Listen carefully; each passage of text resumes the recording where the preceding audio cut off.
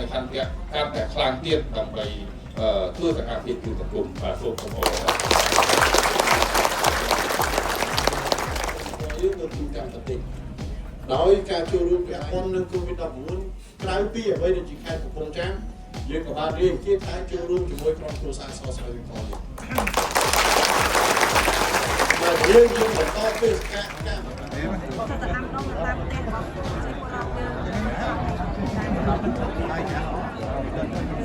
ងរបត់នេះចេញហើយចេញទៅតា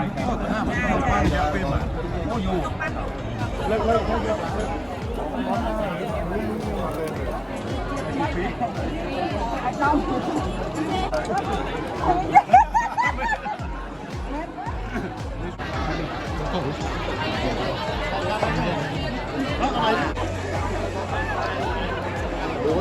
ការរំដួលការรู้មានបងនៅលើហ្នឹងឡើងដើមនៅកន្លែងឡើងមក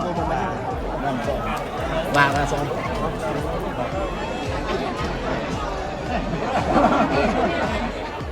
វាអីយ៉ា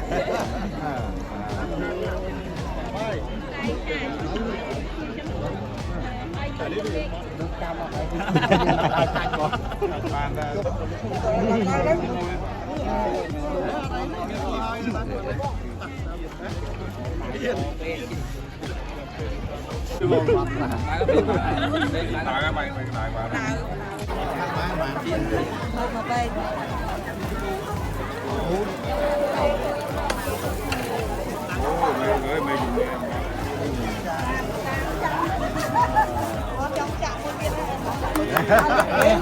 ជោគជ័យ